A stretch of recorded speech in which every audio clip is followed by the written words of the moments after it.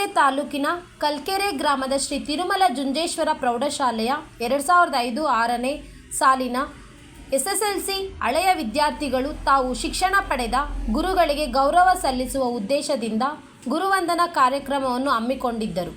ಕಾರ್ಯಕ್ರಮದ ಅಧ್ಯಕ್ಷತೆಯನ್ನು ಶಿಕ್ಷಕರಾದ ತಿಪ್ಪೇಸ್ವಾಮಿಯವರು ವಹಿಸಿದರು. ಅವರು ಮಾತನಾಡುತ್ತಾ, ಹಳೆಯ ವಿದ್ಯಾರ್ಥಿಗಳು ಇಂತಹ ಕಾರ್ಯಕ್ರಮವನ್ನು ಆಯೋಜಿಸಿರುವುದು ನಮಗೆ ಹೆಮ್ಮೆ ಹಾಗೂ ಸಂತೋಷದ ವಿಷಯವಾಗಿದೆ. ಇಂತಹ ವಿದ್ಯಾರ್ಥಿಗಳು ಇತರರಿಗೆ ಮಾದರಿಯಾಗಬೇಕು ಎಂದು ಹೇಳಿದರು. ಕಾರ್ಯಕ್ರಮದಲ್ಲಿ ಮುಖ್ಯ ಉಪಾಧ್ಯಾಯ ಸತೀಶ್ ಚಾರ್ ಹಾಗೂ ಶಿಕ್ಷಕರಾದ ತಿಪ್ಪೇಸ್ವಾಮಿ, ಹನುಮಂತಪ್ಪ, ಉಮಾಪತಿ, ರವಿ ನಾಯಕ್, ಜಗದೀಶ್, ಜಯದೇವ್, ತಿಮ್ಮಪ್ಪ, ರುದ್ರಪ್ಪ ಮೊದಲಾದವರು ಉಪಸ್ಥಿತರಿದ್ದರು. SSLC ಹಳೆಯ ವಿದ್ಯಾರ್ಥಿಗಳು ಕಾರ್ಯಕ್ರಮದಲ್ಲಿ ಸಕ್ರಿಯವಾಗಿ ಭಾಗವಹಿಸಿದರು. Bureau report, ರಾಷ್ಟ್ರಧ್ವನಿ news Kannada. Suresh, Holalkere. ಬಂದರು. ಆದ ಕಾರಣಾಂತರಗಳಿಂದ ಅವರ ಸ್ನೇಹಿತರಿಗೂ ಕೂಡ ಅಲ್ಲಿ ಅವರು ಕೆಲಸ ಮಾಡ್ತಕ್ಕಂಥ ಒಂದು ಇಲಾಖೆಗಳಲ್ಲಿ ಅವರು ದುಡಿತಕ್ಕಂಥ ಒಂದು ಆ ಜಾಗದಲ್ಲಿ ಅವರ ಮೇಲ್ವರ್ಗದವರು, ಆ ಮೇಲಾಧಿಕಾರಿಗಳು, ಅವರ ಓನರ್ಗಳು ರಜೆಯನ್ನು ಕೊಡದೇ ಈ ದಿನಗಳನ್ನು ಮುಂದಕ್ಕೆ ಆಗ್ತಾ ಬಂದರು.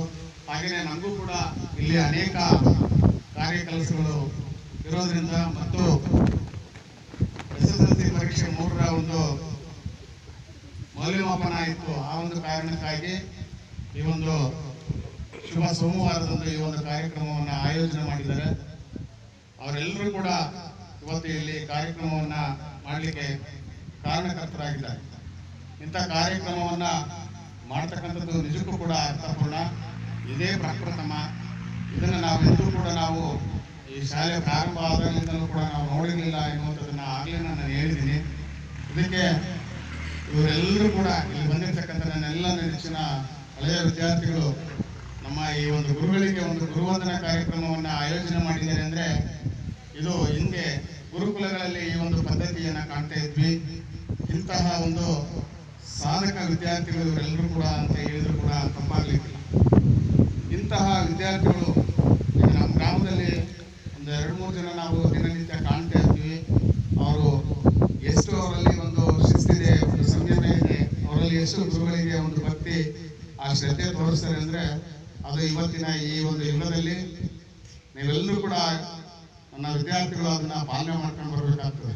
ನಾವು ಕೂಡ ನಮ್ಮ ಹಿಂದೆ ಕಲಿಸಿದಂತಹ ಗುರುಗಳಿಗೆ ಇವತ್ತು ಕೂಡ ನಾವು ಭಯ ಬೀಳ್ತೀವಿ.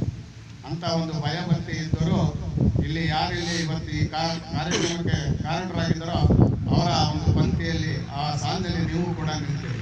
ಆ ಗುರು ಅಂದ್ರೇನು, ಆ ಗುರುಸ್ಥಾನ ಅಂದ್ರೇನು, ಗುರು ಕಾಯ್ದೆ ಇದ್ರು ಅರ ಕಾಯ್ದೆ ಇದ್ರು ಗುರು ಕಾಯ್ದೆ ಎನ್ನುವಂತಹ ಆ ಗುರುಕುಲದ ಒಂದು ಆ ಸಂಸ್ಕೃತ ಆ ಸಾಲ ಏನಿದೆ, ಆ ಒಂದು ಸಾಲಿನಂತೆ ಇವತ್ತು ಇವರೆಲ್ಲರೂ ಕೂಡ ಇವತ್ತು ಈ ಒಂದು ಮಟ್ಟಕ್ಕೆ ಬೆಳೆಯಲಿಕ್ಕೆ ಸಾಧ್ಯತೆ ಆಗಿದೆ.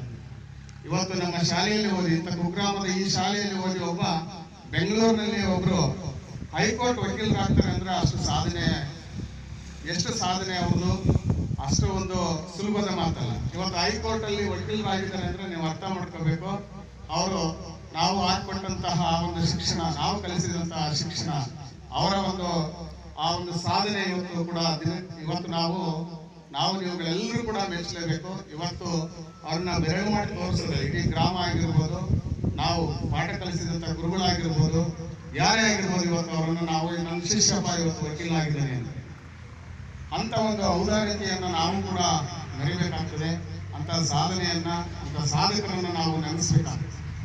ಹಾಗೆ ಇದೇ ಶಾಲೆಯಲ್ಲಿ ಓದಿರ್ತಕ್ಕಂಥ ನಮ್ಮ ನೆಚ್ಚಿನ ವಿದ್ಯಾರ್ಥಿ ಶ್ರೀ ಶೈಲೇಂದ್ರ ಇವತ್ತು ಅಸಿಸ್ಟೆಂಟ್ ಪ್ರೊಫೆಸರ್ ಆಗಿದ್ದಾರೆ. ಹೊಸದುರ್ಗ ಪದವಿ ಕಾಲೇಜಿನಲ್ಲಿ ಆಂಗ್ಲ ಭಾಷಾ ಅಸಿಸ್ಟೆಂಟ್ ಪ್ರೊಫೆಸರ್, ಸಹ ಪ್ರಾಧ್ಯಾಪಕನಾಗಿ ಇವತ್ತು ಕೆಲಸವನ್ನು ಮಾಡ್ತಾರೆ.